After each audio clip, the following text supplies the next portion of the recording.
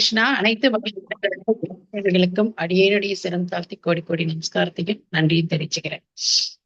Hare Krishna.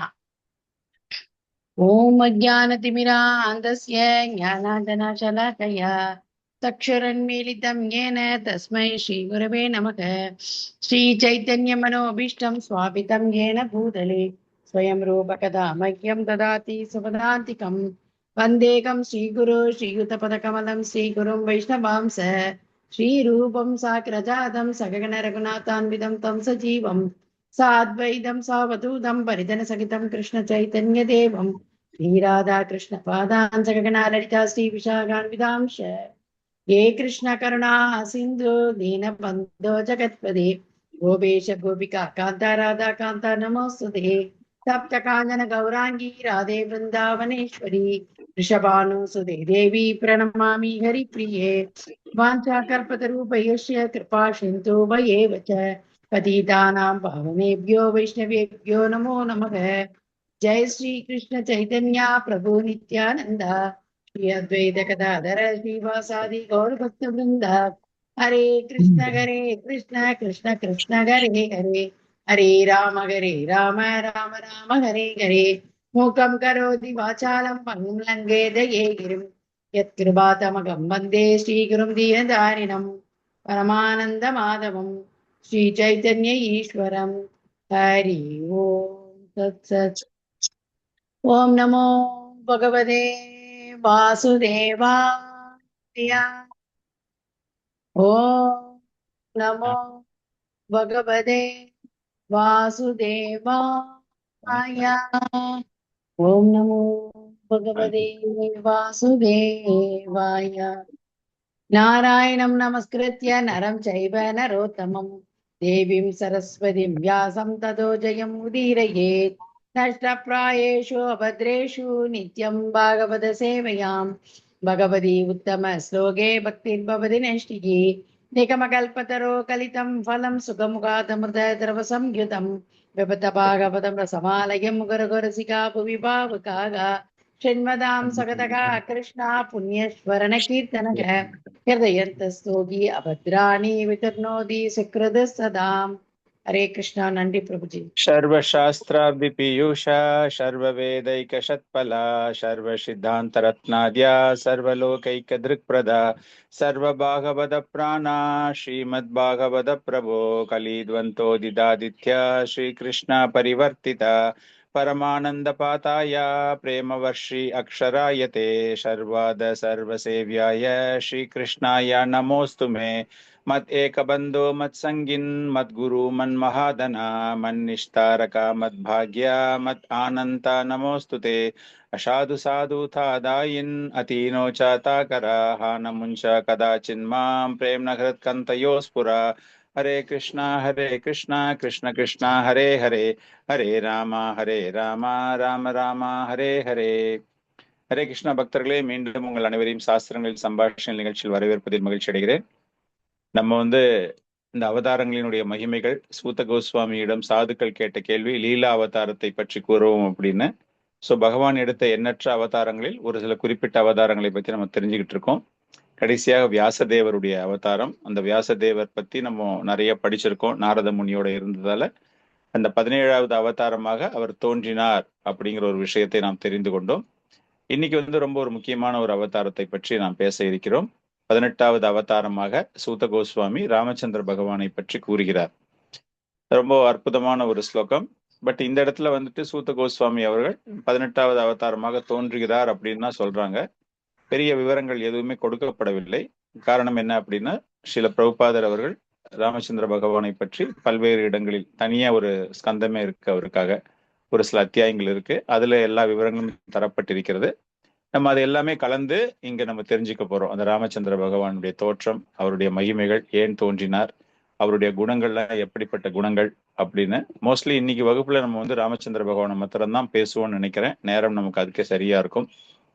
Plus அடுத்த வாரம் ராமநவமியும் வர்றதால அவருடைய கருணையை வேண்டி நம்ம அவரை பிரார்த்தனை செய்து இன்னைக்கு அவருடைய தோற்றத்தை பற்றி நாம் தெரிந்து கொள்ள இருக்கிறோம். இந்த ஸ்லோகம் அனுப்பப்பட்டிருக்கிறது எல்லாருக்குமே. இந்த ஸ்லோகம் நான் படிக்க போறேன் உங்களுக்காக. नरदेवत्वम् आपन्नः सुरकार्यचिकीर्षया समुद्रनिग्रहातीनि चक्रे वीर्याणि अतः परम् नरदेवत्वम् आपन्नः सुरकार्यचिकीर्षया समुद्रनिग्रहातीनि चक्रे वीर्याणि अतः परम् नरदेवत्वाम् आपन्नः सुरकार्यचिकीर्षया समुद्र निग्रहादीनि சக்கர வீர்யாணி அத்தப்பரம். படிக்கலாம், யாரெல்லாம் விரும்புறீங்களோ படிக்கலாம். हरे कृष्ण. प्रणाम प्रभुजी. नरदेवत्वमापन्नः सुरकार्यचिकीर्षया समुद्रनिग्रहादीनि चक्रे वीर्याण्यतः परम्. थैंक यू प्रभुजी. हरे कृष्ण. सुरकार्यचिकीर्षया समुद्रनिग्रहादीनि चक्रे वीर्यण्यतः परम्. हरे कृष्ण प्रभु. Yes, नरदेवत्वम् आपन्नः सुरकार्यचिकीर्षया समुद्रनिग्रहादीनि चक्रे वीर्याणि अतः परम्. हरे कृष्ण प्रभु. थैंक यू प्रभु. हरे कृष्ण. हरे कृष्ण. नरदेवत्वम् आपन्नः सुरकार्यचिकीर्षया समुद्रनिग्रहादीनि चक्रे वीर्याण्यतः परम्. हरे कृष्ण. हरे कृष्ण प्रभु. नरदेवत्वम् आपन्नः सुरकार्यचिकीर्षया समुद्रनिग्रहादीनि चक्रे वीर्याण्यतः परम्. थैंक यू प्रभु. हरे कृष्ण. நரதேவத்துவம், நரதேவத்துவம் என்றால் மனித ரூபத்தில், திவ்யமான மனித ரூபத்தில் பகவான் இங்கு தோன்றுகிறார் அப்படிங்கிறது தான் 18வது அவதாரமாக பகவான் ராமச்சந்திர பகவானாக இங்கு தோன்றுகிறார்.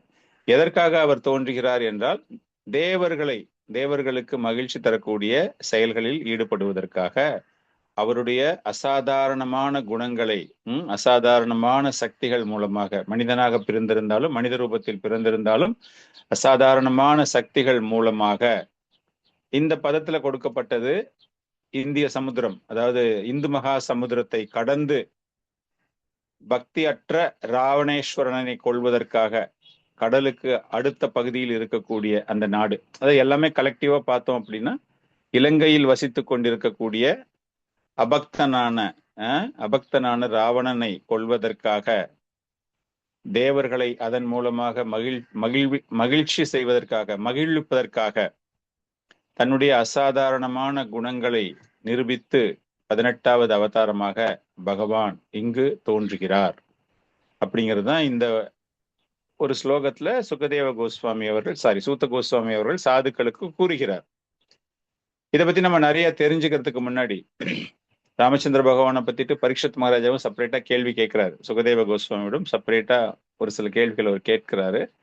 அந்த மாதிரி அவர் கேட்கும்போது அந்த ஒரு குறிப்பிட்ட அத்தியாயத்தில், 9வது அத்தியாயத்தில், இது கேட்பதினுடைய பலன் என்ன, இந்த அவதாரத்தை பற்றி ஒருவர் பேசுவதாலோ அல்லது ஒருவர் கேட்பதாலோ அல்லது ஒருவர் படிப்பதினாலோ அவர்களுக்கு என்ன பலன் கிடைக்கின்றது அப்படிங்கிற ஒரு அற்புதமான ஒரு ஸ்லோகம். அந்த ஸ்லோகத்தையும் படிச்சுட்டு அதுக்கப்புறமா நம்ம டீட்டெயில்டா போலாம். அந்த ஸ்லோகம் 9வது ஸ்கந்தம் 11வது அத்தியாயம் 23வது ஸ்லோகம்.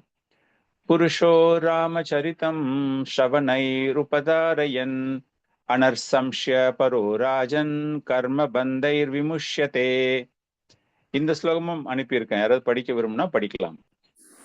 நான் படிக்கிறேன் பிரபுஜி. புருஷோ ராமச்சரிதம் ஸ்ரவணைருபதாரயந்த் ஆத்ரு சம்யஸ்ய பரோ ராஜன் கர்ம பந்தைர் விமுச்யதே. ஹரே கிருஷ்ணா. ஹரே கிருஷ்ண. हरे कृष्ण.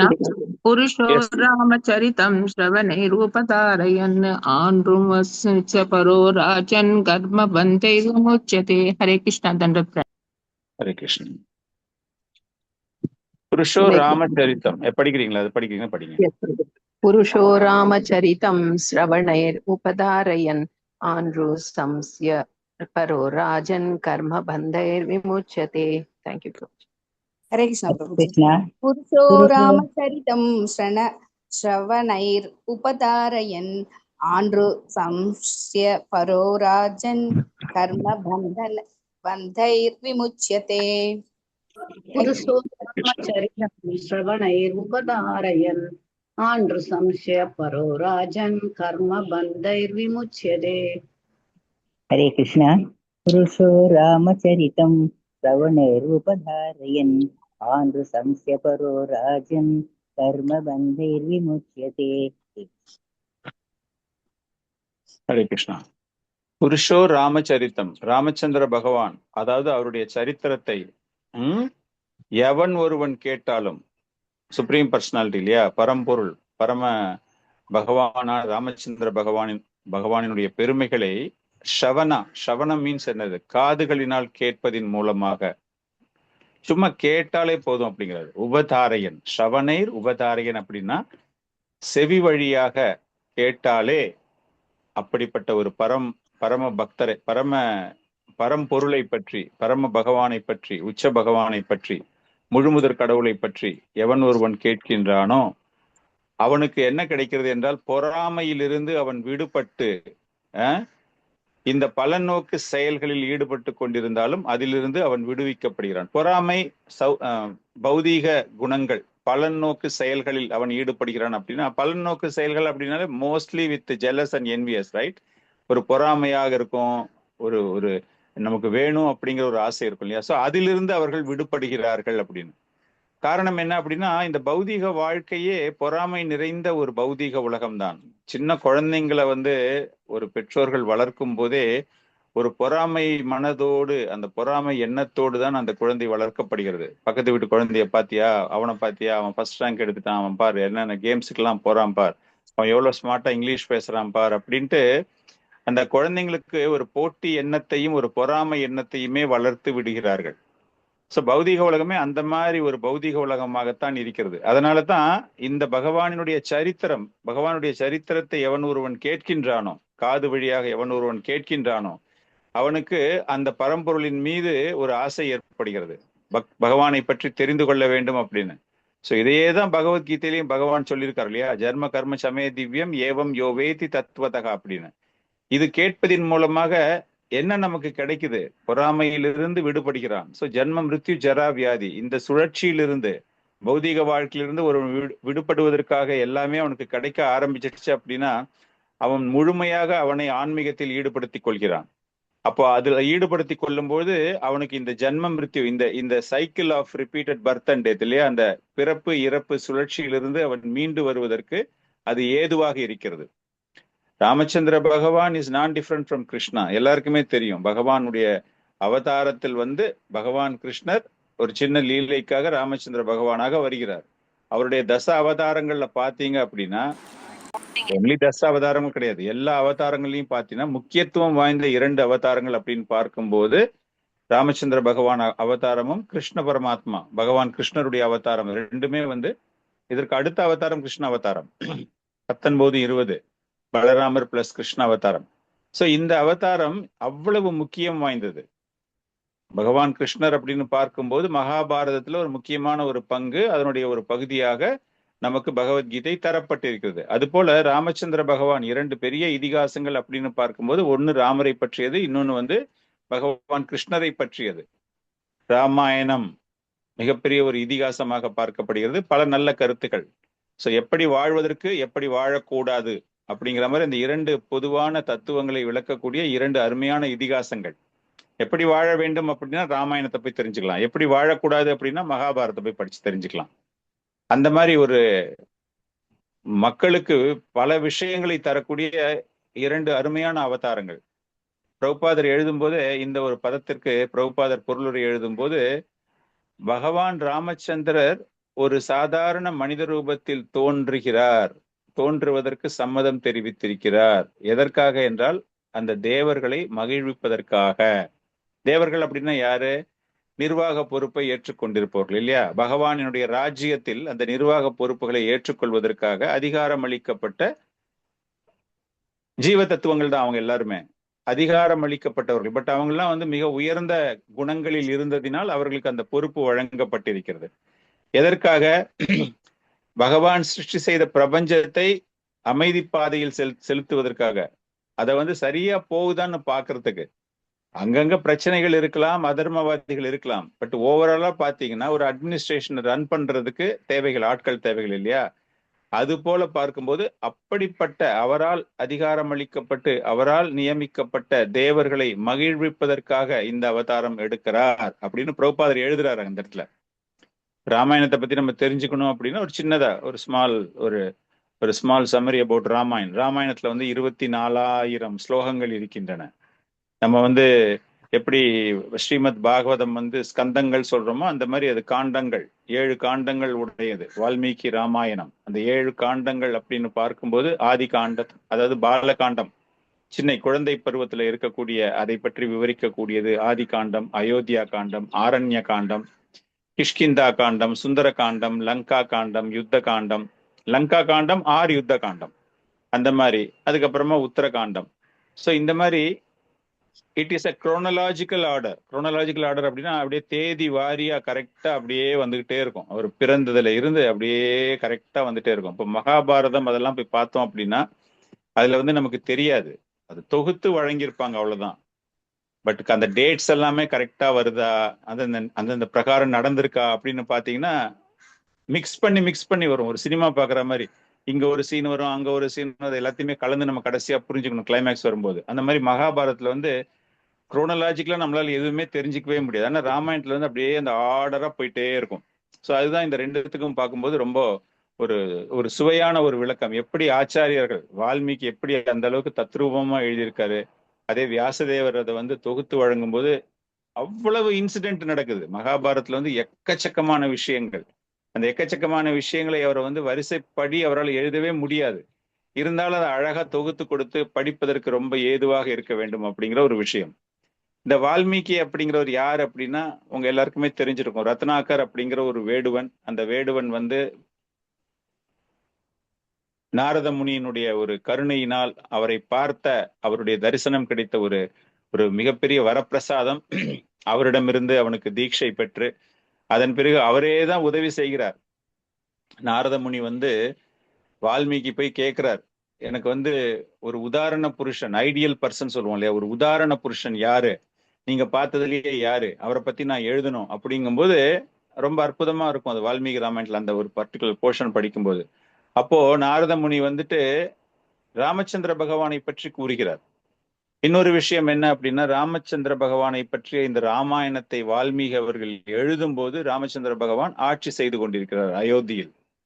சோ அந்த வார் எல்லாமே முடிஞ்சு போயாச்சு. அவருக்கு சின்ன வயசுல நடந்த எல்லா விஷயங்கள் எல்லாமே போயாச்சு அவருக்கு. இருந்தாலும் அந்த பகவானினுடைய ஒரு ஞான திருஷ்டி எப்படி வியாசதேவருக்கு அவருடைய அப்படியே மனசுல பகவான் தோன்ற வைத்து அனைத்தையும் தொகுக்க வைத்தாரோ, அது போல இவருக்கு இந்த ஆச்சாரியாருடைய ஒரு கிருப்பை, அவருடைய நாரதமுனியினுடைய ஒரு கிருப்பை, ராமாயணத்தை அவர் எழுதும் போது அவர் மனதில் தோன்றுகின்றது எல்லாமே அவரை பக்கத்துல உட்கார வச்சு யாருமே சொல்லவே இல்லை. அந்த ஆர்டர்ல அவர் அப்படியே எடுத்துட்டு வர்றாரு நாரதமுனியினுடைய ஒரு கருணையால. அப்படி அதை எழுதும் போது அந்த ராமாயணத்தினுடைய ஒரு மகிமையை வால்மீகி அவர்கள் கூறுகிறார். அதாவது இந்த ராமச்சந்திர பகவானை பற்றிய சரித்தம் படிக்கிறதுனால ஒரு பலன்கள் என்ன அப்படிங்கிறது ராமாயணத்திலும் கூறப்பட்டிருக்கிறது. நம்ம இப்ப பார்த்தோம், பாகவத்துல ஒரு ஸ்லோகம் பார்த்தோம் இல்லையா, சுகதேவ கோஸ்வாமி கூறக்கூடிய ஒரு ஸ்லோகத்தை பார்த்தோம். அது போல இந்த இடத்துல வால்மீகி அவர்கள் என்ன கூறுகிறார்கள் என்றால், இந்த ராமச்சரித்திரத்தை எவன் ஒருவன் படிக்கின்றானோ எந்த வர்ணத்தில் இருந்தாலும், காரணம் என்ன அப்படின்னா அந்த புத்தகம் வழங்கப்பட்ட போது ஒரு குறிப்பிட்ட சமுதாயத்தினருக்காக கிடையாது. மகாபாரதம் எழுதும் போது வியாசதேவருடைய எண்ணம் எப்படின்னா, கீழ்நிலையில் இருக்கக்கூடியவர்கள் மேலோங்க வேண்டும் அப்படிங்கிற ஒரு விஷயத்துக்காக தரப்பட்டது. அது குறிப்பாக பிராமணர்களுக்காக எழுதப்படவே இல்லை. ஆனால் இங்கு ராமாயணத்தை எழுதும் போது வால்மீகி என்ன சொல்றார் அப்படின்னா, இந்த ஸ்லோகத்துல இதை படிப்பவர்கள் பிராமணனாக இருந்தால் அவனுக்கு அந்த பேச்சு திறமை வளரும். பிராமணர்கள் அப்படின்னா பொதுவாக அவங்களுடைய ஒரு கடமை என்ன, போதனை செய்வது இல்லையா, பகவானை பற்றிய ஒரு போதனைகள் செய்வதில்ல. அந்த போதனை மிகவும் சிறப்பாக செய்வதற்கான ஒரு திறமை வளர்க்கப்படுகிறது. சத்திரியனாக ஒரு சத்திரியன் இந்த ராமாயணத்தை படித்தானே ஆனால் அவனுடைய வீரம் மெருகேறி ஆட்சியை கைப்பற்றி உலகையும் கைப்பற்ற அளவிற்கு அவனுக்கு ஆற்றல் திறமை வளர்கின்றது ராமாயணத்தை படிக்கும்போது. ஒரு வைஷ்யன் இந்த ராமாயணத்தை படிக்கும்போது அவனுக்கு செல்வம் சிறக்கின்றது, அவனுடைய வியாபாரம் பெருகுகின்றது. அது போல ஒரு சூத்திரன் இந்த ராமாயணத்தை படிக்கும்போது அவன் உச்ச நிலையை அடைகிறான், அவனுடைய புகழ் ஓங்குகிறது. ஒரு வேலைக்காரனா இருக்கிறவன் எல்லாராலும் மதிக்கப்படத்தக்க வகையில் அவன் வருகின்றான் அப்படின்னு இந்த ராமாயணத்தை படிப்பதினால, இந்த ராமச்சரித்திரம் பகவானை பற்றி தெரிந்து கொள்வதனால் உண்டாகக்கூடிய புகழ்களை அந்த அளவுக்கு சிறப்பு வாய்ந்த ஒரு விஷயம் இந்த ராமாயணம் அப்படின்னு பார்க்கும்போது. அது நம்ம படிச்சாலே போதும், நமக்கு அந்த அளவுக்கு மெருகு ஏறுகின்றது, ஆன்மீக வாழ்க்கையில் மெருகு ஏறுகின்றது, அந்த அளவுக்கு ஒரு புகழ் கிடைக்கின்றது அப்படின்னு சொல்லப்படுகிறது. இப்ப இந்த அளவுக்கு சிறப்பு வாய்ந்த இந்த ராமச்சந்திர பகவானை பற்றிய இந்த அவதாரம் சூத கோஸ்வாமி கூறி இருக்கிறார். ஃபுல் டீட்டெயில் எல்லாம் அவன் கொடுக்கவே இல்லை, நான் திரும்ப அதே தான் சொல்றேன். நம்ம அதுக்கப்புறமா பாகவத்துல உள்ள பல்வேறு இடங்களில் இருந்து அதை எல்லாமே தொகுத்து இந்த கேள்விக்கு இணையாக ரிலேட்டடா இருக்கணும் அப்படிங்கிறதுக்காக நான் உங்களுக்காக இதை உங்களுக்கு வழங்குகிறேன். இதுல நம்ம தெரிந்து கொள்ள வேண்டிய முக்கியமான ஒரு விஷயம், இந்த அவதாரம் அப்படின்னு பார்க்கும் Ramayanam is a big ocean. நமக்கு முடிஞ்சதுன்னா இந்த ராமாயணம், இந்த ராமநவமி வர்றதுக்கு முன்னாடி வேற ஒரு கிளாஸ்ல நம்ம அதை பத்தி தனியா வேணா பேசலாம். பட் இன்னைக்கு நம்ம என்ன பண்ண போறோம் அப்படின்னா, இந்த ராமாயணம், இந்த ராமச்சந்திர பகவான் உடைய அவதாரம் 18வது அவதாரமாக அவர் தோன்றுகிறார் அப்படின்னு சொல்லும்போது நம்ம இதுல என்ன தெரிஞ்சுக்க போறோம் அப்படின்னா, அவர் தோன்றுவதற்கான காரணம் என்ன, அவர் எதற்காக தோன்றினார், அது போல அந்த ராமச்சந்திர பகவானுடைய குணநலங்கள், கல்யாண குணங்கள் சொல்லுவோம் இல்லையா, அந்த கல்யாண குணங்கள் எப்படி இருந்தது அப்படிங்கிறத பத்தி நம்ம இன்னைக்கு தெரிஞ்சுக்கலாம். முதல்ல அவருடைய தோற்றம், அந்த தோற்றத்தினுடைய ராமாயணத்துல என்ன சொல்லியிருக்காங்க, பாகவத்துல என்ன சொல்லியிருக்காங்க, மற்ற ஆச்சாரியர்கள் என்ன விளக்கி இருக்கிறார்கள் அப்படின்னு பார்க்கும்பொழுது பொதுவாகவே பகவான் எதற்காக அவதாரம் இருக்கின்றார், அவருடைய தோற்றத்திற்கான காரணம் என்ன அப்படின்னு பார்க்கும்போது பகவத்கீதை ஸ்லோகங்கள் உடனே நமக்கு ஞாபகத்துக்கு வரும். யதா யதாஹி தர்மஸ்ய கிளானிர் பவதி பாரதா அப்படிங்கிறாரு. எப்பொழுதெல்லாம் தர்மம், அதாவது தர்ம நெறிமுறைகளுக்கு விழுக்கு ஏற்படுகிறதோ இல்லையா, அதற்கு ஏதேனும் ஒரு பேராபத்து ஏற்படும் பொழுது அந்த நேரத்தில் அந்த தர்மத்தை நிலைநாட்டுவதற்காக நான் அவதரிக்கிறேன், நான் தோன்றுகிறேன். அதர்மம் தலை தூக்கும் போது தர்மத்தை நிலைநிறுத்துவதற்காக நான் தோன்றுகிறேன் அப்படின்னு ஒரு இடத்துல சொல்றாரு. அடுத்தது என்ன சொல்றாரு, பரித்ராணாய சாதுனாம் விநாசாயச்ச துஷ்கிருதாம் அப்படிங்கிறார். சாதுக்களையும் மற்றவர்களையும் காப்பாற்றுவதற்காக இல்லையா, துஷ்டர்களை அழிப்பதற்கும் சாதுக்களை காப்பாற்றுவதற்காகவும் தர்மத்தை மீண்டும் நிலைநாட்டுவதற்காகவும் யுகங்கள் தோறும் நான் தோன்றுகிறேன். நம்ம ஒரு வாட்டி இதை பத்தி பேசணும் இல்லையா, பிரம்ம தேவனுடைய ஒரு யுகம், அந்த ஒவ்வொரு யுகத்தினுடைய முடிவிலும் பகவான் தோன்றுகிறார் அப்படின்னா பல்வேறு அவதாரங்களில் தோன்றுகிறார், கிருஷ்ணராக தோன்றுவது கிடையாது. Of course every day of Brahma Bhagavan தோன்றுகிறார். எதற்காக அப்படிங்கும்போது இந்த 2 ஸ்லோகத்தை பார்க்கும்போது பொதுவாக தர்மம் சாதுக்களை ரட்சிப்பதற்கு, அதர்மத்தை களை தூக்குவதற்கு அப்படிங்கிற மாதிரி நம்ம புரிஞ்சுக்கலாம். இந்த காரணத்தை பிரபுபாதர் இந்த பொருளுரையில எழுதும் போது அதை நம்ம எப்படி புரிஞ்சுக்கணும் அப்படின்னு பார்த்தா, இந்த ராமச்சந்திர பகவானுடைய தோற்றத்தை பற்றி எழுதும் போது பிரபுபாதர் ராவணனை பற்றி எழுதுகிறார். ராவணனுடைய கொடுங்கோல் ஆட்சி, கொடுங்கோல் ஆட்சி அப்படின்னா ஹிரண்யகசிப்பு மாதிரி எல்லாம் கொடுங்கோல் ஆட்சி எல்லாம் கிடையாது ராவணன். பட் அவன் he was not favorable for spreading பக்தி.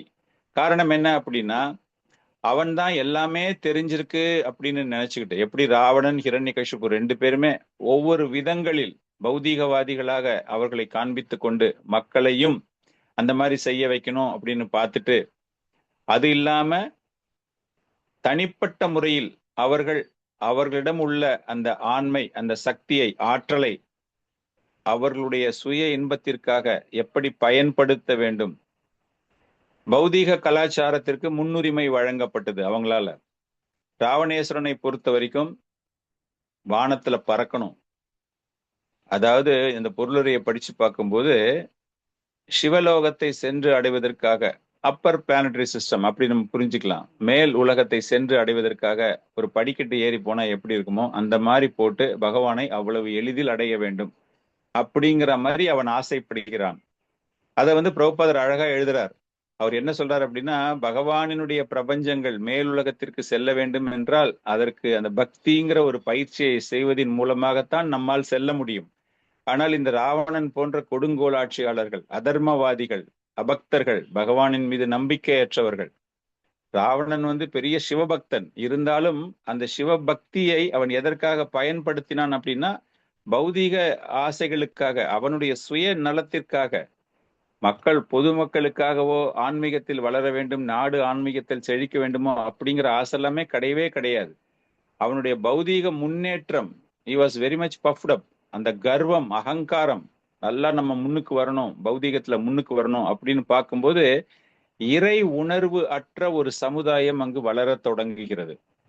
இறை உணர்வு இல்லை அப்படின்னா நம்ம சமுதாயத்துல பகவானை பிரார்த்தனை செய்கிறோம் என்றால் முக்கியமான ஒரு பொறுப்பு என்ன அப்படின்னா ஜென்ம மிருத்யு ஜரா வியாதி இல்ல, இந்த சுழற்சியை எப்படி நிறுத்துவது அப்படிங்கிறதுக்காக தான். பௌதீகத்துல நம்ம போக ஆரம்பிச்சிட்டோம் அப்படின்னா 84 லட்சம் வகையான ஜீவராசிகள் மாறி மாறி மாறி மாறி நம்ம போயிட்டே இருப்போம். அப் அண்ட் டவுன், மேல கீழே மேல கீழே மேல கீழேன்னு போயிட்டே இருப்போம். அதுக்கு வந்து ஒரு ஸ்டாப்பிங்கே கிடையாது. சோ அதனாலதான் இறை உணர்வற்ற ஒரு சமுதாயத்தை அவன் நிறுவ பார்க்கின்றான் அப்படின்னு ஆச்சாரியர்கள் எழுதுறாங்க. ஸோ இந்த மாதிரி போகும்போது தேவர்கள் எல்லாருமே ரொம்ப கலங்குறாங்க. ரொம்ப பவர்ஃபுல் வேற. இப்போ ஒரு 10 அரசர்கள் இருக்காங்க, 10 ராஜ்யம் இருக்கு, 10 பிரிவுகள் இருக்கு, ஒவ்வொருத்தரும் வந்து பக்தியோட இருக்காங்க அப்படின்னா அவங்களுக்குள்ள ஒரு கிளாஷ் இருக்கும். People will start following, okay பக்தியை நம்ம ஃபாலோ பண்ணலாம், பௌதிகத்தை ஃபாலோ பண்ணலாம் அப்படின்னு இருக்கும், ஒரு ஆப்ஷன் இருக்கும். ஆனால் இங்கு ராவணன் ஆட்சி செய்து கொண்டிருக்கும் போது ஈஸ் அ மோனோபொலி. அவனை எதிர்த்து அங்க பேசுவதற்கு ஆட்களே கிடையாது. அவன் என்ன வேணும்னு நினைக்கிறானோ அதை நடைபெறுத்தி கொண்டிருந்தான். எப்படி ஹிரண்யகசிபுவை வந்து டிஃபீட் பண்றதுக்கு ஆளே இல்லையோ அது போல அந்த ராவணேஸ்வரன் நேரத்துல அவனுக்கு எதிரிகள் என்று யாருமே கிடையாது. அவன் என்ன சொல்றானோ அதைத்தான் கேட்கணும். அதனால பௌதீகவாதிகளாக மக்கள் மாறிக்கொண்டே இருக்கிறார்கள். ஆன்மீகம் அப்படிங்கிறது என்ன அப்படின்னு எல்லாரும் கேள்வி கேட்கக்கூடிய அளவிற்கு சீரழிந்து கொண்டிருக்கிறது சமுதாயம். அதை பார்த்துதான் தேவர்கள் ரொம்பவும் மனம் கலங்கி எங்க வந்து இந்த அதர்மம் தலை தூக்கி விடுமோ அப்படிங்கிறதுக்காக அவர்கள் எல்லாருமே திருப்பார்கடலுக்கு செல்கிறார். திருப்பார்கடல் போறாங்க அப்படின்னா பிரம்மதேவன் துணையோடு தான் போக முடியும். டைரக்டா போய் அப்ரோச் பண்ணவே முடியாது. தேவர்களின் தேவனாக பிரம்மதேவன் அவர் மூலமாக பகவானை காண்பதற்காக, மகாவிஷ்ணுவை காண்பதற்காக அவர்கள் அங்கு செல்கிறார்கள். பிரார்த்தனைகள் செய்கிறார்கள். அற்புதமான ஸ்லோகங்கள் எல்லாமே இருக்கு. பிரார்த்தனைகள் செய்கிறார்கள். எல்லாமே முடிக்கும் போது பகவான் அங்கு காட்சி அளிக்கிறார். அப்ப பகவான் காட்சி அளிக்கும் போது அவர் முதல்ல போடக்கூடிய ஒரு நிபந்தனை என்ன அப்படின்னா, நிச்சயமாக நான் உங்களை இந்த துன்பத்திலிருந்து காப்பாற்றுகிறேன். நீங்க வந்திருக்கிறது வந்து ஒரு நல்ல காரியத்துக்காக வந்திருக்கீங்க. ஆன்மீகம், தர்மம் செழிக்க வேண்டும், அதுல வந்து உங்க பங்கு இருக்க வேண்டும்னு ஆசைப்படுறீங்க. நிச்சயமாக நான் வந்து உங்களுக்கு நான் உதவுவேன்.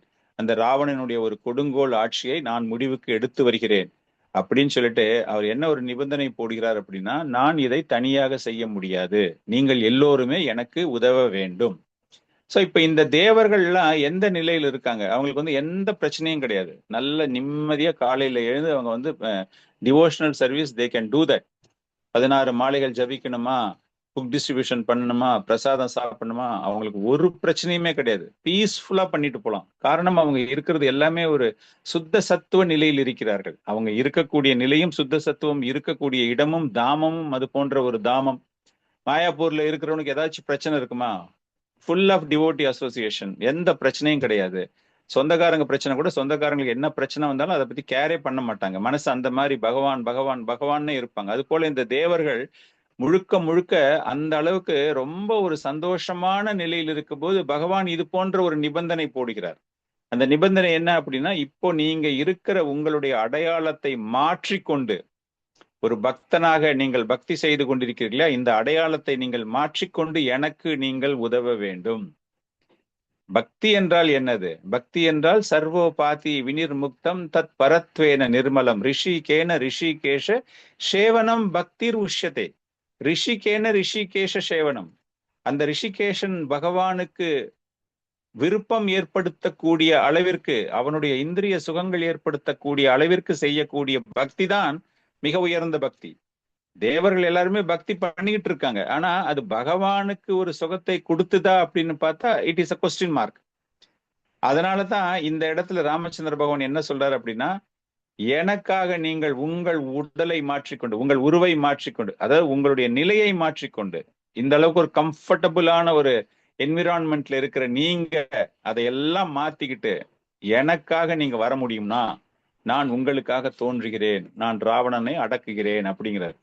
அதை கேட்ட உடனே தேவர்கள் எல்லாரும் நிச்சயமாக நாங்கள் உங்களுக்காக எங்களுடைய சுகத்தை அனுபவிக்கிறோம், உங்களுக்கு அர்ப்பணிக்கிறோம், உங்களுக்காக நாங்கள் தொண்டு செய்ய தயாராக இருக்கிறோம் அப்படிங்கிற அவங்க எல்லாருமே அந்த உருவை மாற்றிக்கொண்டு குரங்குகளாக, அந்த வானர சேனையில இருக்கக்கூடிய குரங்குகள் எல்லாருமே வந்து நாட் அண்ட் ஆர்டினரி மங்கீஸ்.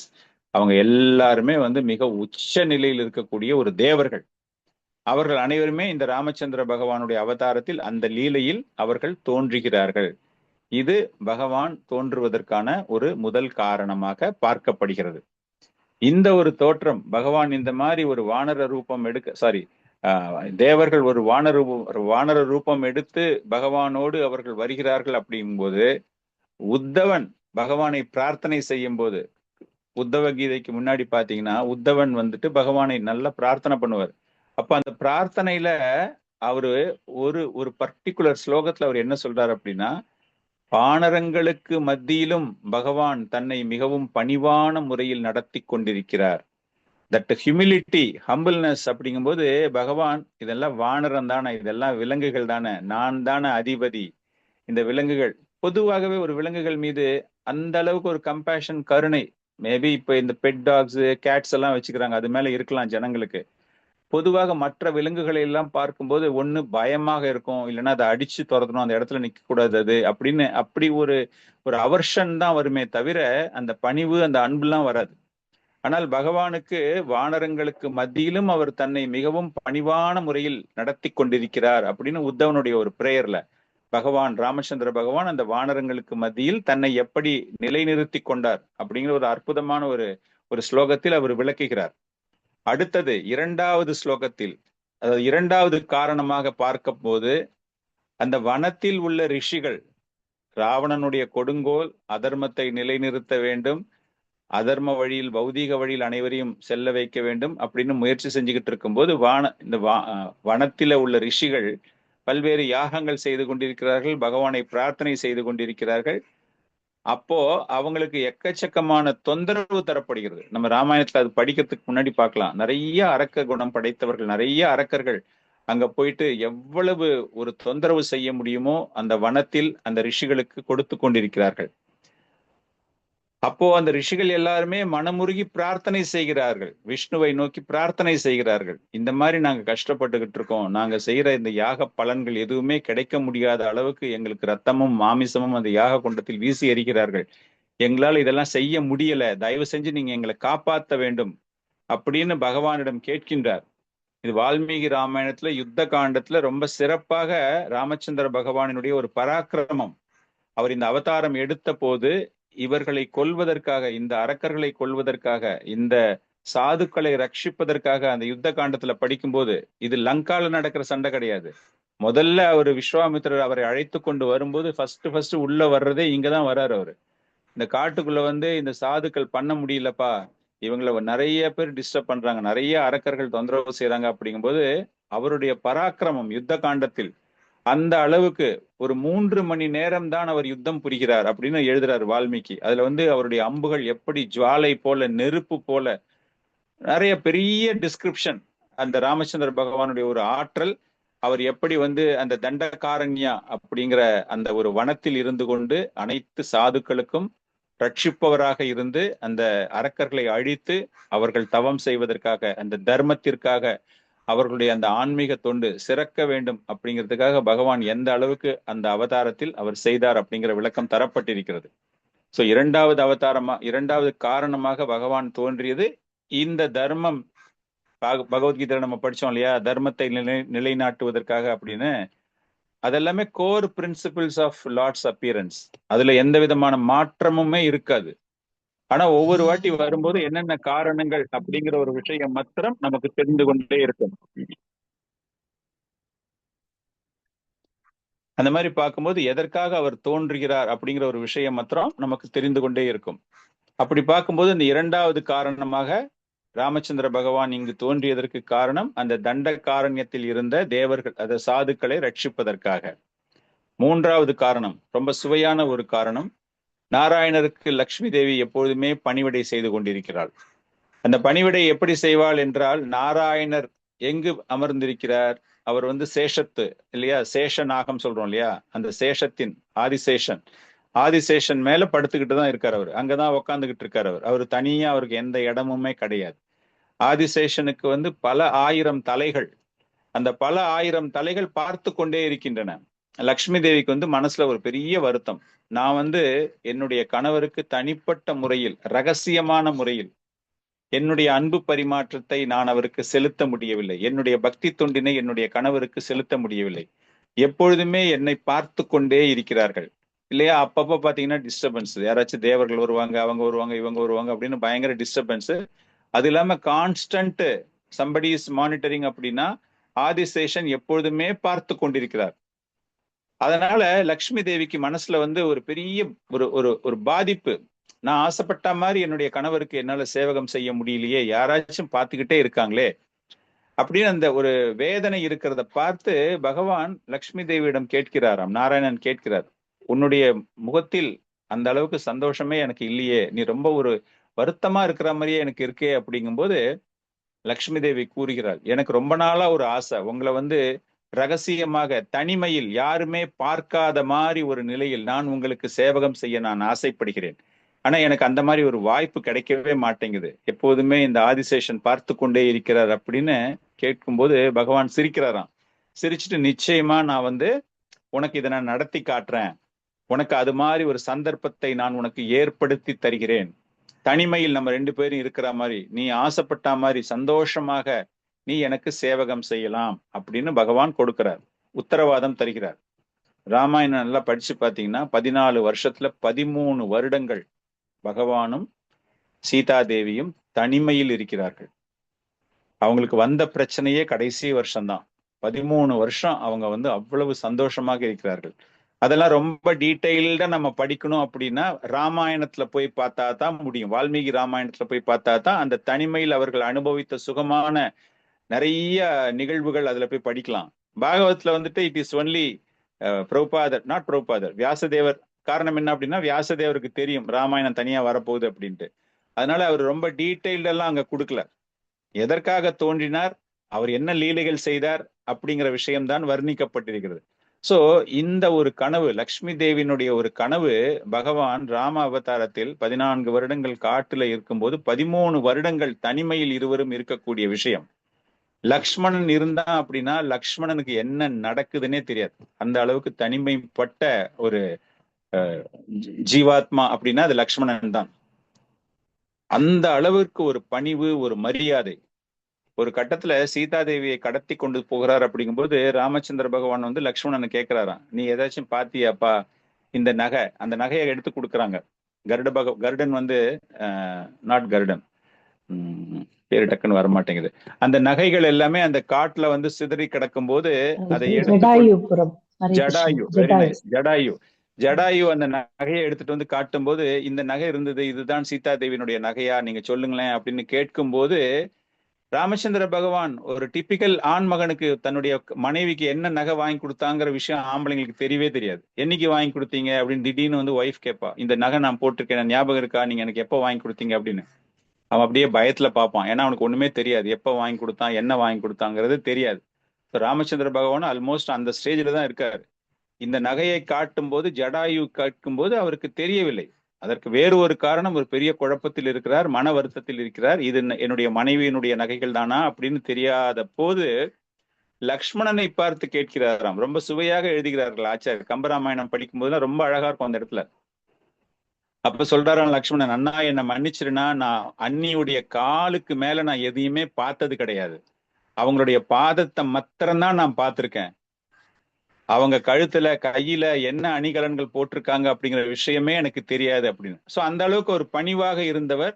அவரால் வந்து அவங்களுடைய சீக்ரசி, பிரைவசி எதுவுமே டிஸ்டர்ப் ஆனதே கிடையாது. 13 வருஷம் அவங்க தனிமையில் இருந்தாங்க அப்படின்னா அந்த அளவுக்கு சுகமாக அவர்கள் அங்க இருந்திருக்கிறார்கள். இதற்காக அவருடைய தோற்றம் அப்படிங்கிறது இன்னொரு காரணம். 4வது காரணமாக பார்க்கும்போது, பகவானினுடைய லீலைகளை புரிந்து கொள்ள முடியாது அப்படின்னு நம்ம சொல்றோம் இல்லையா, அந்த மாதிரி பார்க்கும்போது ஜனக மகாராஜருக்கு ஒரு பதட்டம் ஏற்பட போகிறது அப்படிங்கிற விஷயம் பகவானுக்கு முன்னரே தெரியும். அது என்ன பதட்டம் என்றால் சிவதனுஷு. அந்த சிவதனுஷு என்ன பண்ணியிருக்காங்க அப்படின்னா இக்ஷவாகு குலம் அப்படிங்கிறதால, இக்ஷவாகு குலம் இல்ல, ஜனக மகாராஜாவினுடைய ஒரு குலம் அப்படிங்கிறதுக்காக சிவபெருமான் என்ன பண்றாரு அப்படின்னா அந்த சிவதனுஷுவை அவருக்கு பரிசாக தருகிறார். அந்த சிவதனுஷை பத்தி நீங்க எல்லாருமே படிச்சிருப்பீங்க. அது வந்து அவ்வளவு சாதாரணமாக யாராலையுமே தூக்க முடியாது. அந்த படை வீரர்கள்லாம் வந்து ஒரு 100 பேர் 150 பேர் தான் சேர்ந்து அந்த சிவதனுஷுவை தூக்கி வேற ஒரு இடத்துல வைப்பாங்க. வீட்டை பெருக்க போறாங்க அப்படிங்கும்போது அந்த சிவதனுஷு கீழே இருக்கு அப்படி ஓரமா வைப்பாங்க, தூக்கிட்டு வருவாங்க, அப்படி செய்வாங்க. அப்படி இருக்கும்போது ஒரு நாள் சீதா பிராட்டியார் சின்ன குழந்தையா இருக்காங்க, 4 வயசு 5 வயசு, தன்னுடைய ஃப்ரெண்ட்ஸுங்களோட எல்லாம் விளையாடிட்டு இருக்கும்போது ஒரு பந்து அந்த இடத்துல போய் விழுந்துடுச்சு, அந்த தனுஷுக்கு பக்கத்துல விழுந்துருச்சு. அப்படிங்கும்போது ரொம்ப அப்படியே அசால்ட்டா அந்த சிவதனுஷுவை ஒரு கையால தூக்கி அந்த பந்தை எடுத்து தன்னுடைய நண்பர்களோடு விளையாடி கொள்கிறார். அதை பார்த்த அமைச்சர்களுக்கெல்லாம் அப்படியே ஒரு பேரதிர்ச்சி, அப்படியே அந்த இதய துடிப்பே நின்னு போற அளவுக்கு ஒரு பயம் வந்துடுச்சு. ஐயோ, இவ்வளவு கஷ்டப்பட்டு ஒவ்வொரு போர் வீரர்களுமே கஷ்டப்படும் போது இந்த சின்ன குழந்தை இந்த மாதிரி தூக்குதே அப்படிங்கிற விஷயம் ஜனக மகாராஜாவிற்கு தெரிய வரும்போது அவர் பதட்டம் அடைகிறார். காரணம் என்ன அப்படின்னா, இந்த சத்திரிய தர்மம், சத்திரிய வம்சத்தினுடைய ஒரு கலாச்சாரம் என்ன அப்படின்னா, இந்த அம்பை எவன் தூக்குகிறானோ அவனுக்கே என்னுடைய மகள், இல்லையா? அந்த பராக்கிரமம் ஏதாச்சும் காட்டினா தான், அந்த ஆண்மகன் ஒரு பராக்கிரமத்தை காண்பித்தால்தான் அந்த பெண்ணுக்கு திருமணம் நடக்கும். ஏதாச்சும் ஒரு போட்டிகள் வைப்பாங்க. அதனால அவருக்கு ஒரு பதட்டம். ஓ, சீதா தேவிக்கு அப்பனா எப்படி கல்யாணம் ஆகும்? இந்த அளவுக்கு இருக்கக்கூடிய இந்த சிவதனுஷுவை அசால்ட்டா இவ தூக்குறா அப்படின்னா இவளுக்கு இணையான வீரம் உடையவள் யார் கிடைப்பார்கள் அப்படின்னு அந்த ஒரு பதட்டம், அந்த பதட்டத்தை தணிப்பதற்காக பகவான் தோன்றுகிறார் அப்படின்னு. இதற்கு ஆச்சாரியார்கள் ரொம்ப அற்புதமான ஒரு விளக்கங்கள்லாம் தருகிறார்கள். சீதா பிராட்டியாருக்கு இருக்கக்கூடிய இந்த ஆற்றல், வீரம், அதையெல்லாம் வைத்து பார்க்கும்போது ராவணனை ஒரு நொடி பொழுதில் அவளால் மரணமடைய செய்திருக்க முடியும், அவனை கொன்றிருக்க முடியும். சீதா பிராட்டியாருக்கு அந்த அளவுக்கு வலிமை இருக்கிறது. ஆனாலும் கூட அவள் சிறைவசம் அடைந்த பொழுது சீதா பிராட்டியார் என்ன பண்றாங்க அப்படின்னா, தன்னுடைய கணவன் அவரை நம்பி இருக்கின்றாள், இல்லையா? முழுக்க முழுக்க அந்த பகவானை நம்பி இருக்கிறாள். கணவன் அப்படின்னா இந்த இடத்துல பகவான். அந்த பகவானை நம்பி இருப்பதினால் அவர் என்னை காப்பாற்றுவார் என்ற அதீத நம்பிக்கை. அதனால அவளுடைய முழுமையான ஆற்றல்கள் வெளிக்காட்டப்படவில்லை. என்டையர் ராமாயணத்துல பார்க்கும்போது ராமாயணத்துல இருக்கக்கூடிய ஒவ்வொரு கேரக்டருமே யாரு ஹீரோ, யாரு ஹீரோ, யாரு மெயின் ஆர்டிஸ்ட் அப்படின்னு நம்ம ஒரு பட்டிமன்றம் வச்சா சீதா பிராட்டியாருடைய குவாலிட்டிஸ் இஸ் தி பெஸ்ட். ஆனால் அந்த பகவானுக்கு பெருமை சேர்க்க வேண்டும், அந்த பகவானின் பக்தனான ஹனுமனுக்கு பெருமை சேர்க்க வேண்டும் அப்படின்னு எல்லாத்தையுமே அடக்கி கொண்டு என்னுடைய கணவர் தான், என்னுடைய பக்தர்கள் தான், என்னுடைய தொண்டர்கள் தான் அப்படின்னு பகவான் நினைக்க வேண்டும் அப்படிங்கிறதுக்காக அவருடைய புகழ் எங்கேயுமே வெளியே வரல. அதை படிக்கும்போது ஒரு சோகமான கேரக்டரா தான் நம்ம ராமாயணத்துல சீதாதேவியை பார்க்கிறோமே தவிர அவருடைய ஆற்றல், அவருடைய புலமை, அவருடைய வலிமை எதுவுமே வெளிக்காட்டப்படவில்லை. அவர் வெளிக்காட்டி கொள்ளவும் ஆசைப்படவில்லை. இந்த இடத்துல அந்த தனுஷுவை அப்படி பண்ணிட்டாங்களே அப்படிங்கிற ஒரு வருத்தம், அந்த பதட்டம், அதை நிவர்த்தி செய்வதற்காக பகவான் இங்கு தோன்றுகிறார் அப்படிங்கிற ஒரு விஷயமும் நாம் இங்கு தெரிந்து கொள்ள வேண்டும். இதன் பிறகு இன்னொரு முக்கியமான விஷயம் நம்மளுக்கு அதுக்கப்புறமா தெரியும். விஸ்வாமித்திரரோட ராமச்சந்திர பகவானும் லக்ஷ்மணனும் வரும்போது அதை எடுக்கிறாரு, அந்த வில்லை உடைக்கிறார், திருமணத்திற்கு ஏற்பாடுகள் பேசப்படுகின்றன. நான் இப்போ சும்மா இதுக்காகத்தான் வந்திருக்கேன், அதுக்கப்புறமா எங்க அப்பா அம்மா எல்லாம் வரணும் அப்படின்னு. அதன் பிறகு தசரதன் வருகிறார். அது நம்ம செப்பரேட் ஸ்டோரி, அதுக்கெல்லாம் நம்ம டீப்பா போகல. அதற்கு அடுத்த முக்கியமான ஒரு காரணம் பிரம்மதேவனினுடைய பிரார்த்தனைகள். பிரம்மதேவன் என்ன பிரார்த்தனை பண்றாரு? அதர்மவாதிகளை அழிக்க வேண்டும், நீங்கள் தோன்ற வேண்டும், அந்த மாதிரி பிரார்த்தனை கிடையாது. பிரம்மதேவன் பகவானை நோக்கி எப்பொழுதுமே அவர் பிரார்த்தனை செய்து கொண்டிருப்பார், இல்லையா? தேனே ஹிருதய ஆதி கவையே முஹ்யந்தி அப்படிங்கிறோம் இல்லையா? அந்த இதயத்தில் வீற்றிருக்கும் பகவானை எப்பொழுதுமே அவர் பிரார்த்தனை செய்பவர். அந்த மாதிரி அவர் பிரார்த்தனை செய்து கொண்டிருக்கும் போது மகாவிஷ்ணு ஸ்வயம்புவாக அங்கு தோன்றுகிறார். செல்ஃப் மேனிஃபெஸ்டட் மகா நாராயணன். அவர் தான் ரங்கநாதன். ரங்கநாதன் இவர் பேர் வைக்கிறார். யாரு? பிரம்மதேவன் பேர் வைக்கிறார். அந்த மகாவிஷ்ணு ஸ்வயம்புவாக தோன்றிய போது, அவருடைய பிரார்த்தனையை மயங்கி அவர் தோன்றிய போது பகவானை பார்த்த ஒரு சந்தோஷத்தில் பிரார்த்தனைகள் எப்போதுமே செய்வாங்க. தேவர்கள் எப்பொழுதுமே பிரார்த்தனைகள் செய்யும் பொழுது பிரம்மதேவன் அந்த பிரார்த்தனையில், அந்த சமஸ்கிருத ஸ்லோகம் ரொம்ப நல்லா இருக்கும். பண்ணும்போது ரங்கநாதா அப்படிங்கிறாராம் அவரு. ரங்கா அப்படிங்கும்போது அவருடைய நிறம், நாதா அப்படிங்கும்போது பிரபஞ்சம், ஜெகநாதான்னு சொல்றோம் இல்லையா? அந்த மாதிரி ரங்கநாதா அப்படிங்கும்போது அவருடைய நிறத்தை மையமாக வைத்து, கோல்டன் கலர்னு நீங்க சொல்லலாம், இல்லைன்னா கிளவுடிஷ் கலர்னு சொல்லலாம், எப்படி வேணாலும் சொல்லலாம். அந்த நிறத்தை வைத்து இந்த பிரபஞ்சத்தையே காக்கக்கூடியவர் நீங்க, உங்களுடைய வரவு எனக்கு ரொம்ப சந்தோஷமாக இருக்கிறது அப்படின்னு அந்த ரங்கநாதரை எடுத்து அவர் என்ன பண்றாருன்னா, இது சத்தியலோகத்துல நடக்குது, சத்திய யுகத்துல. அதை பிரார்த்தனை செய்ய துவங்குகிறார். எதை பிரார்த்தனை செய்ய துவங்குகிறார்? அந்த ஸ்வயம்பு அந்த அந்த what do we say that அந்த விக்கிரகம் வருது இல்லையா, அந்த விக்கிரகத்தை அவர் பகவான் தோற்றம் அளிக்கும் போது அதை விக்கிரகமாக அவர் அதை மாற்றிக்கொண்டு அதற்கு தினமும் பிரார்த்தனை செய்கிறார். அந்த மாதிரி தினமும் பிரார்த்தனை பண்ணி கொண்டிருக்கும் போது அவங்க என்ன பண்றாங்க அப்படின்னா, பிரம்மதேவன் இக்ஷவாகு குலத்தினருக்கு தருகிறார். அதை இந்த பிரார்த்தனை நீங்க பண்ணணும், ரங்கநாதருக்கு நீங்க பண்ணணும் அப்படிங்கிற ஒரு விஷயம் அங்கு தரப்படுகிறது. அப்படி பார்க்கும்போது அது அப்படியே தொடர்ந்து வந்து கொண்டிருக்கும் போது தசரதனுக்கும் கிடைக்கின்றது. தசரதன் கிட்டத்தட்ட ஒரு 60,000 வருடங்கள் ஆட்சி புரிகிறான் இல்லையா. அந்த தசரதனும் பகவானை அவன் கம்ப்ளீட்டா இது பண்ணிட்டு இருக்கான். தசரதன் பகவானை பிரார்த்தனை, ஆனா பகவானுக்கு என்ன ஆயிடுது அப்படின்னா, பகவான் கம்ப்ளீட்டா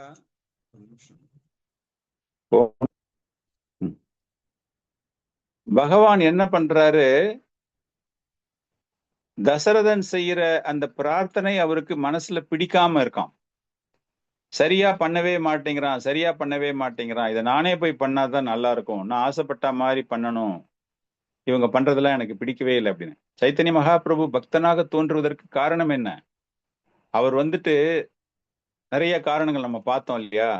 முக்கியமான ஒரு காரணம் பார்க்கும்போது ஸ்ரீமதி ராதாராணியுடைய மனம், உணர்வுகள், உள்ளம் இல்லையா, அவருடைய சேவகம், இது எல்லாமே பண்ணினா கூட அது நானே பண்ணி நானே ரசிச்சு பார்த்தா எப்படி இருக்கும், அதை நான் தெரிந்து கொள்ள வேண்டும் அப்படிங்கிறதுக்காக சைத்தன்ய மகாபிரபுடைய ஒரு அவதாரம். கிருஷ்ண பகவான் சைத்தன்ய மகாபிரபுவாக தோன்றுவதற்கு காரணம் அதை சுயமாக நானே அனுபவிக்க வேண்டும், நானே செஞ்சு பார்த்து அதை நான் ரசிக்கணும் அப்படின்னு ஆசைப்பட்டார் இல்லையா. அது போல இந்த இடத்துல பகவானுக்கு அந்த ரங்கநாதன் அந்த சேவகம் இக்ஷவாகு குலத்தினர் செய்தாலும் கூட அதில் திருப்தி அடையாத அவர் நானா செய்யணும் அப்படிங்கிறதுக்காக ராமச்சந்திர பகவான் இக்ஷவாகு வம்சத்தில் அவதரிக்கிறார். இதே நம்ம பிரபுபாதருடைய வாழ்க்கையிலையும் இதை நம்ம ஒரு கம்பேர் பண்ணி பார்க்கும்போது ரொம்ப அழகா இருக்கும். பிரபுபாதர் ஒரு வாட்டி என்ன பண்றாரு, பிரபுபாதர் நிறைய ட்ரிப் எல்லாம் போவார் இல்லையா. அந்த மாதிரி ட்ரிப் எல்லாம் போயிட்டு இருக்கும்போது மாலத்தி மாதாஜி பிரபுபாதர் ஐ திங்க் இஸ் லண்டன்ல இருந்து யூஎஸ்க்கு அங்கே டிராவல் பண்றாருன்னு நினைக்கிறேன். அப்படி இருக்கும்போது பிரபுபாதருக்கு பிடிச்ச அந்த சமோசா, அது என்ன பேர் சொல்லுவாங்க, அதுக்கு பெங்காலி ஒரு ஐட்டம் ஒண்ணு பண்ணுவாங்களே, அந்த ஒரு கச்சோரி அவங்க பண்ணிட்டு இருக்காங்க. கச்சோரி பண்ணிட்டு இருக்கும்போது டிவோட்டிஸ் போய் பிரபுபாதர்ட்ட சொல்றாங்க, Prabhupad we are making kachori for you அப்படின்னு. பிரபுபாதருக்கு ரொம்ப சந்தோஷம். ஓ இஸ் இட் அப்படின்னு சொல்லிட்டு என்ன பண்றாரு, டைரக்டா கிச்சனுக்கே போறாரு. கிச்சனுக்கே போயிட்டு ஒரு கச்சோரியை எடுத்து சாப்பிடுறாரு. சாப்பிட்ட உடனே இந்த மாதாஜி சொல்றாங்க, Prabhupad don't eat, this is for you, why not, I can take, it is for me, I can take அப்படிங்கிறாரு. உடனே அந்த மாதாஜி சரி பிரபுபாத் அப்படின்னு விட்டுறாங்க. Prabhupad is keep eating 8 samosa சாப்பிடுறாரு, 8 கச்சோரி சாப்பிடுறாரு. பிரபுபாதர் சாப்பிட நல்ல டேஸ்ட் இருக்கு சாப்பிடுறாருன்ட்டு இந்த மாதாஜி கொஞ்சம் அந்த கர்வம் வந்துடுச்சு இந்த மாதாஜிக்கு. என்ன சொல்றாங்க மாதாஜி பிரபுபாதர் பட்டு, பிரபுபாத் நீங்க ரொம்ப விரும்பி சாப்பிடுறீங்க போல் இருக்கு, நான் பண்ணினது உங்களுக்கு ரொம்ப பிடிச்சிருக்குன்னு நினைக்கிறேன், நீங்க நிறைய மாதாஜிஸ் இல்லைன்னா நிறைய பேர் உங்களுக்கு சமைச்சு கொடுத்துருப்பாங்க இல்லையா பிரசாதம், யாரு ரொம்ப சிறந்த ஒரு சமையல் கலை வல்லுனர் அப்படின்னு நீங்க நினைக்கிறீங்க அப்படின்னு அந்த மாதாஜி பிரபுபாதரை பார்த்து கேட்டுட்டு மனசுல என்ன நினைச்சுக்கிறாங்கன்னா, பிரபுபாத் என்னுடைய பேரை சொல்லுவாங்க அப்படின்னு ஒரு ஆசை அந்த மாதாஜிக்கு. பிரபுபாத் கொஞ்சம் கூட தயங்கவே இல்லை, I am the best cook அப்படின்னாராம். நான் தான் சிறந்த ஒரு சமையல் கலைஞன், நான் செய்யறது தான் எனக்கு பிடிக்கும் அப்படின்னாராம். அது போல இங்க ராமச்சந்திர பகவான் அவதாரம் எடுத்ததற்கான ஒரு காரணம், ஒன் ஆஃப் த ரீசன்ஸ் என்ன அப்படின்னா, அந்த ரங்கநாதனை வழிபட வேண்டும். அந்த இக்ஷவாகு அந்த குலத்தில் தோன்றி அவர் ரங்கநாதனுக்கு பிரார்த்தனை செய்ய வேண்டும் அப்படிங்கிற ஒரு விஷயம் அவருக்கு இங்கு தோன்றுகிறது. ஸோ இந்த ரங்கநாதன் அந்த சிலை ஸ்ரீரங்கம் அதெல்லாம் நீங்க நிறைய கேட்டிருப்பீங்க. அதன் பிறகு விபீஷணனுக்கு அது பரிசாக தரப்படுகிறது. அந்த யுத்தம் முடிக்கும் போது விபீஷணன் அதை எடுத்துக்கொண்டு எதுக்கு வரான், ராம பட்டாபிஷேகத்துக்கு வருகிறார். அப்ப வரும்போது எல்லாருக்கும் பரிசுகள் தரப்படுகின்றன, ஒவ்வொருத்தருக்கும் ஒவ்வொரு பரிசுகள் கிடைக்கும் போது விபீஷணனுக்கு இந்த ரங்கநாதர் ஸ்வயம்பு அந்த விக்கிரகம் பரிசாக தரப்படும் பொழுது அதை எடுத்துட்டு போறார். அவரு ஸ்ரீலங்கால வச்சுட்டு நம்ம கும்பிடணும் அப்படின்னு போகும்பொழுது பகவானுடைய ஒரு லீலை, ஸ்ரீரங்கத்துக்கு மேல அவர் போயிட்டு இருக்கும்போது அங்க கொஞ்சம் கீழே இறங்குற மாதிரி அவருக்கு ஒரு நிர்பந்தம். அதன் பிறகு என்ன ஆயிடுச்சு அப்படின்னா, அந்த சிலையை அவரால் எடுக்க முடியல, அந்த இடத்துல இருந்து பகவான் வரவில்லை. அப்போ அசரீதி மூலமாக தெரிகிறது எனக்கு இந்த இடம் ரொம்ப பிடிச்சு போச்சு. காவேரி நதி அந்த இடத்துல அப்ப இருக்கக்கூடிய அந்த தர்மவர்மன் அப்படிங்கிற ஒரு ராஜா, அவனுடைய ஒரு பக்தி, அது எல்லாமே அந்த பகவானுக்கு பிடிச்சிட்டு இந்த இடத்தை விட்டு நான் வரமாட்டேன் அப்படின்னு பிடிவாதம் பிடிக்கிறார். அதனால அந்த ரங்கநாதர் ஆலயம் ஃபேசிங் ஈஸ்ட், ஸ்ரீலங்காவை ஃபேஸ் பண்ணி இருக்கிற மாதிரி, பகவான் அதை பார்த்துட்டு இருக்கிற மாதிரி. ஸ்ரீரங்கத்துக்கு போனீங்கன்னா நீங்க அந்த மேல கோபுரத்துல போய் பார்த்தீங்கன்னா அந்த கோபுரம் அந்த மாதிரி ஃபேஸ் பண்ணியிருக்கும். பகவான் ரங்கநாதருடைய ஆல்டர் இருக்கு இல்லையா, அந்த ஆல்டர் பக்கத்துல போய் பார்த்தீங்கன்னா அது மேல இருக்கிற கோபுரத்துல இருந்து பார்த்தீங்க அப்படின்னா அந்த ஸ்ரீலங்கா ஈஸ்ட் டைரக்ஷன்ல அவர் ஃபேஸ் பண்ற மாதிரி அந்த விக்கிரகங்கள் எல்லாமே அமைப்பு அந்த மாதிரி தரப்பட்டிருக்கும். ஸோ ஸ்ரீரங்கத்துல அதுக்கு தரப்படுகிறது. ஸோ இந்த ரங்கநாதருடைய தோற்றம், அதற்காக அவர் அவதரிக்கிறார் அப்படிங்கிற ஒரு விஷயம்தான் ராமச்சந்திர பகவான் தோன்றியதற்கான காரணங்கள். இந்த அவதாரத்தை பத்தி சூத்த கோஸ்வாமி சொல்றாரு இல்லையா, அவர் தோன்றுகிறார்கள் அப்படின்னா. ஸோ பேசிக்கலி அந்த அதர்மம் அப்படிங்கும்போது அந்த இடத்துல ராவணனுடைய அதர்மம். அவர் தோன்றும் நேரத்தில் ராவணனுக்கும் சீதாவுக்கும் எந்த பிரச்சனையும் கிடையாது. நல்லா புரியுதா உங்களுக்கு? கிருஷ்ண பரமாத்மா தோன்றும் போது ஆல்ரெடி அங்க demonic minded people were there. Narasimhadev Bhagavan தோன்றும் போது already demonic minded Hiranyakashipu was there. அந்த மாதிரி எந்த அவதாரம் எடுத்தாலும் ப்ராப்ளம் வாஸ் ஆல்ரெடி தேர். ஆனால் ராமச்சந்திர பகவான் தோன்றும் போது major problem from Ravana was 0. அதுக்கு அப்புறமா தான் அவங்க வந்துட்டு அந்த வனத்துக்கு செல்லும் போது, ஆரண்ய காண்டத்துல இருக்கும்போதுதான் அவர்களுக்கு அந்த ஒரு பிரச்சனையே உண்டாகிறது. அதனால டைரக்டா யாரு கேட்டாலும் ராவணனை கொல்றதுக்காக ராமச்சந்திர பகவான் தோன்றினார் அப்படின்னு தயவு செஞ்சு சொல்லாதீங்க யாருமே. அவர் தோன்றியதனுடைய காரணம் இப்ப நம்ம சொன்ன இத்தனை காரணங்கள் தான். அப்புறமா வந்த இடத்துல வந்த பிரச்சனையை அவர் தீர்ப்பதற்காக ராவணனோடு யுத்தம் புரிய வேண்டும். ஆனா எல்லாரும் பேசும்போது என்ன சொல்லுவாங்க, ராமாயணம் ராமச்சந்திரர் எதற்கு வந்தார் அப்படின்னா ஸ்ரீலங்கால இருக்கிற ராவணேஸ்வரனை கொல்வதற்காக அப்படின்னு. அவர் அவதாரம் பண்ணும்போது ராவணேஸ்வரன் இஸ் 0 வேல்யூ. அவனுக்கு அங்க வேல்யூவே கிடையாது. அதுக்கப்புறமா 14 வருஷம் 15 வருஷம் திருமணம் ஆயிட்டு, அதுக்கப்புறமா ஈவன் ராமச்சந்திர பகவான் திருமணமாகி வீட்டுக்கு வந்துட்டு ரொம்ப சந்தோஷமா இருக்கும்போது கூட சீதா பிராட்டியார், உங்களுக்கு ஞாபகம் இருக்குதா, நான் உங்களை ஒரு கேள்வி கேட்டேனே ஞாபகம் இருக்குதா அப்படின்னு வற்புறுத்துகிறாளாம்.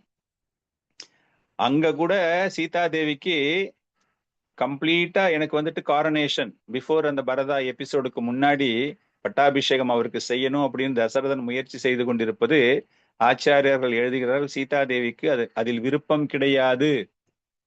காரணம், அயோத்திவாசிகள் எல்லாருமே அவங்க உயிரை கொடுத்துக்கிட்டு இருக்காங்க ராமச்சந்திர பகவானுக்காக.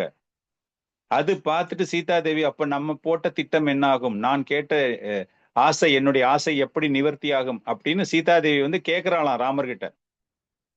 நான் உங்ககிட்ட கேட்டேன்னு ஞாபகம் இருக்குமா, இந்த ஊர்ல இருக்கிற மக்கள் எல்லாம் உங்க மேல இவ்வளவு பிராணனா இருக்காங்க, உங்க அப்பா உங்களுக்கு பட்டாபிஷேகத்துக்கு ஏற்பாடு பண்ணிக்கிட்டு இருக்காரு, நீங்கள் ராஜாவாயிட்டீங்கன்னா அப்புறம் நம்ம திட்டம் என்ன ஆகுது, நம்ம எப்போ போக போறோம் அப்படின்னு தான் கேட்டுக்கிட்டு இருக்காங்களாம்.